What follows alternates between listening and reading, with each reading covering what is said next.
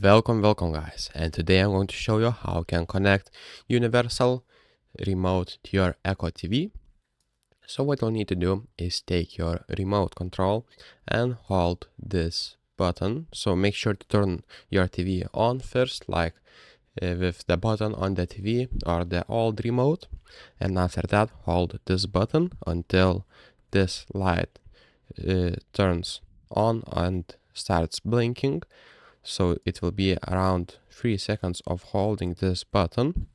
After that, it means that it just did go into the pairing mode. And after that, using these numbers, you'll need to enter the following code.